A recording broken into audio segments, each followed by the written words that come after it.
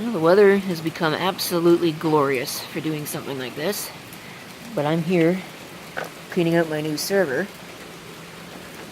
and it's getting wet, and I'm getting wet. I'm about to get very wet. So let me put the side panel back on this. We'll take it inside. Poor kitty over there. Trying to hide from the rain. Alright, so here's the system. It's actually kind of dirty on the bottom, and now that I'm looking at it, it's kind of gross, but oh well, it's probably only slightly worse than the Dell that this thing will be replacing. Let's go ahead and pop the cover and have a look here at what we got inside. Very difficult to remove cover. Well, first things first, we have one of these dumb-looking plastic shrouds, which is supposed to, I guess, direct airflow over the fan. But of course, it's not even centered, so that's not even really going to do much. I'm going to take that out and throw it away. These are pretty useless. It's got a nice big fan in the back, 120 millimeter. Still seems to work. What's this? Powerman, 460 watts. Is it now? We'll see about that. It's got a nice looking video card. I'd have to check and see what this is, but yeah, that's not too bad. Laurier Computer. That's where this came from. Of course, it doesn't. I don't know, it does have a sticker. I just can't read it. I'll have to pull it out and have a look. And also, curious what kind of RAM this has, but I think I'm going to check that out when I power the machine on. At first, I was concerned because I didn't see an IDE port on this motherboard, but, you know, I'm blind. It's right there. Shows up on this little sticker here. This is an Intel DG965WH motherboard. Got some SATA plugs. Probably enough SATA plugs. This actually had hard drives in it, which surprised me because those are supposed to have been removed. They're sitting right there. I think I'm going to put them back and just check what kind of health they're in, because that's what I was going to do anyway. Same deal with this one. Although I know this one's bad, I just want to check how many bad sectors it has on it. And then we will put the hardware. I don't know if I'll need these. Somehow I don't think so. But if I don't, I can use that to upgrade something else. Anyway, I'm going to go ahead and do all of that. First things first, I'm taking this dumb thing off. Then we're going to hook it up and see if it actually powers on. Alright, so I've gone ahead and done all that. Replaced it with a nice HEC 350 watt power supply. Probably also kind of featherweight, but at least it's more honestly specified. I removed that dumb shroud. I removed the video card. The video card is actually a GeForce. Looks like a 70, what does that say? 7300 GT. Of course, the camera won't focus on it. Kind of dirty. You're going to have to clean that up. But anyway, there's no hiding from it now. I'm impressed, actually, at how well the toolless mounting system on this case works. Usually they don't work worth a crap. Okay, I gave it some juice. I don't see a still. Yeah, there it is. Standby LED. Didn't instantly power itself on. It's not powering on at all. That's great. Let me check the front panel. Well, this sucks. Apparently my HEC power supply went bad. And I thought it was the motherboard, so I went ahead and I pulled everything out. Well, of course, it could be that something is shorting somewhere in this. Although I really kind of doubt it. I did switch it into maintenance mode to see if that would do anything. All it was doing, I'd get the 5-volt standby, but all it would do was click. And it would not turn on when you hit the power switch. So I'm going to go ahead and clear the BIOS passwords. I'm going to unlock the fan speed control. Fixed as boot sector should be fine. What happens if I turn on the... No, it probably shouldn't matter.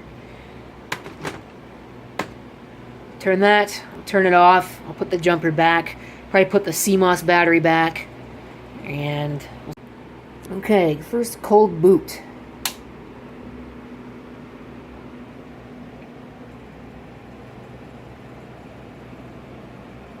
Turn off, and it turned off. Is it going to come back on its own? No. I'm going to turn it off like that. Here comes our video. Go into setup. If it'll let us go into setup, there we go. Alright, Core 2 Quad, 2.4 gigahertz. Probably, yeah, it's a Q6600 because it's got the 1066 FSB.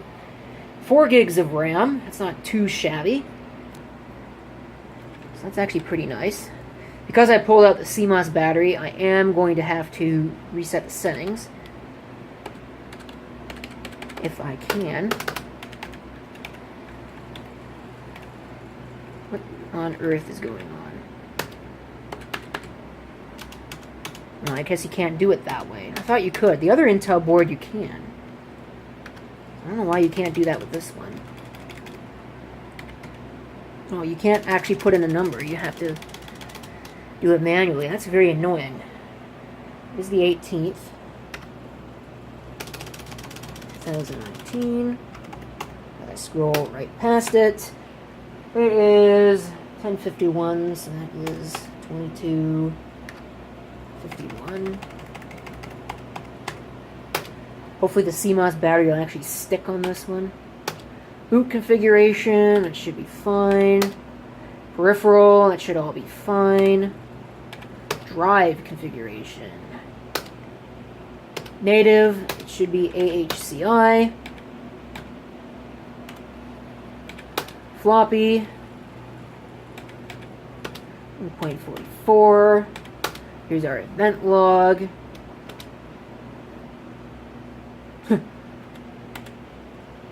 Video. So this is actually really pretty much the same as the other, what was that board? Whatever that board was. It's 24 degrees on the thermal margin. I don't know how I feel about that.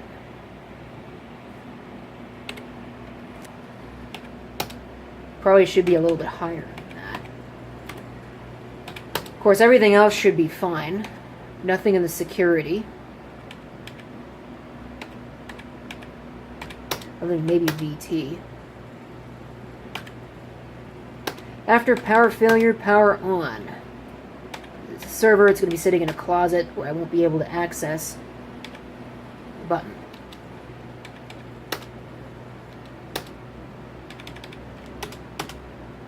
Floppy drive, CD-ROM, hard drive, Ethernet. Sounds good.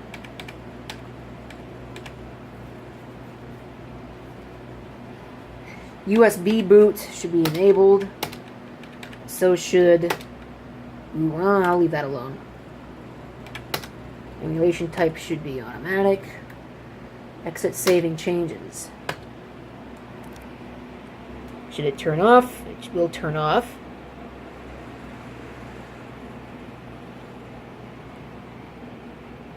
Come back on.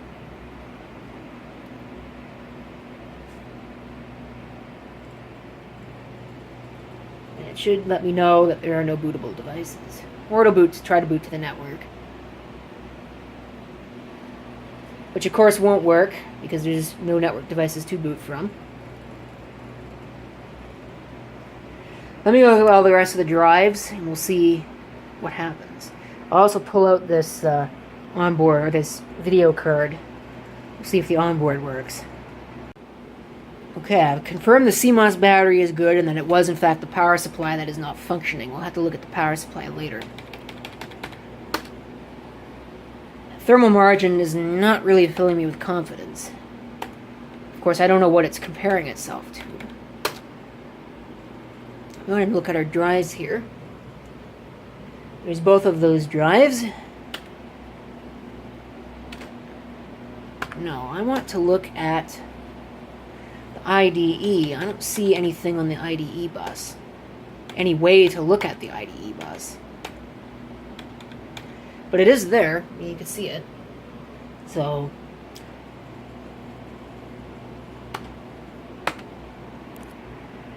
go ahead and we'll run it here. That's kind of annoying. Let's see, is there anything on these hard drives? Yes. Windows XP X64 edition. Now that's different. These are supposed to be erased. So much for that, I guess. Well, uh-oh. Yeah, just rebooted. So yeah, there's a problem with it.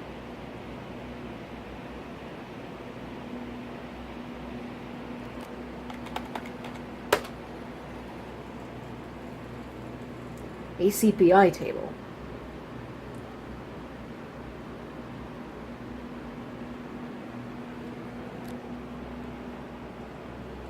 I wonder if the hard drive LED even works.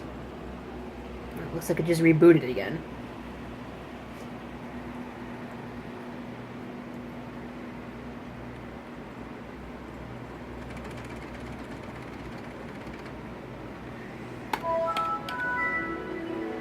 That's seriously annoying. I need to turn that off.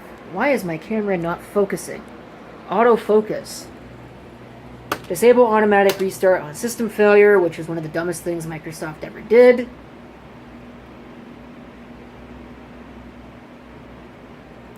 See if we can actually see what the error is. I'm going to guess no. Here we go. Yep, looks like an unmountable boot volume. Oh, I changed it to AHCI. Give me a minute. Alright, I think that's probably about as far as I'm going to take it. I don't really care that much. I'm not going to snoop around at the data. I really just want to check out these drives, see what kind of health status they're in. Well, that's interesting. It's running x64 Windows XP. How many times have you seen that? Okay, looks like both drives have problems. 35 reallocated sectors. On one drive there.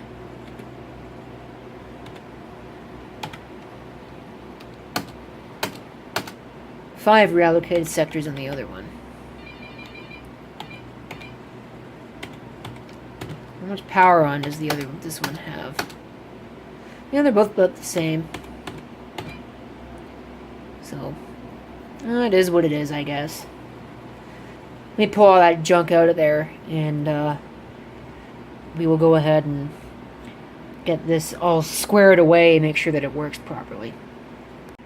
Okay, enough screwing around. Let's see if this thing will actually boot the existing Windows install.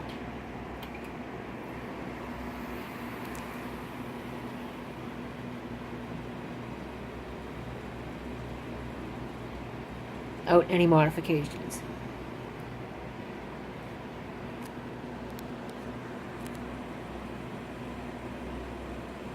Windows 8 and Windows 10 are usually better about that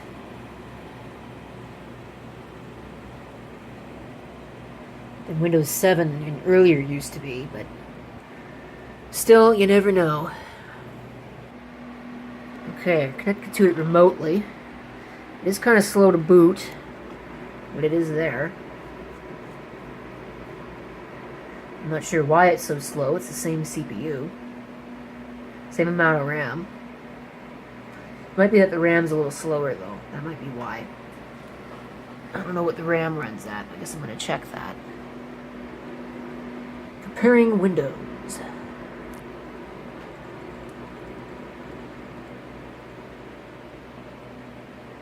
Running out of space on this phone. I'm going to have to start offloading videos. Of course, I'm hoping that next weekend I can start getting videos off of the videotapes and start using the videotapes again, because this thing is ridiculous. I really don't like it. So let's see. Start the task manager. And let's just have a look, see at what it's doing. Let's go ahead and see if it's actually on the network. It's not at the IP address it's supposed to be at. I can tell you that much right away. So let's see. Yeah, 667. I think the other one was 800. So that might be why it's as slow as it is, but it's still not too bad, really. Yeah, the address is wrong. I'm going to have to fix that.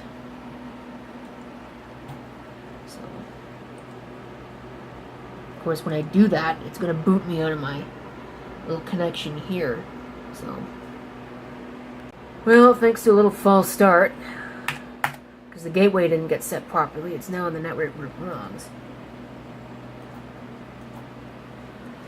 And so there we go. Theoretically. It's not like the system's not right there. Come on. That is really bad. Okay, looks like I'm going to have to reboot it too. Alright, now that it's back up, I can confirm that it is a Q6600. Alright, so I'll minimize that. Get out of the way. Close the server dashboard, don't really need it. Bring up the task manager. And then the next step I think is going to be to check for updates. Might be a few because this is a new system, so there'd be like drivers and things. But you don't really need to see that, so there you go. There's the replacement for the Dell Precision 390 that's no longer in my possession. After it stopped working properly, at least for me. Reportedly, it's working fine again, the person I gave it to. So that's kind of annoying, but oh well. At least somebody can get some use out of it.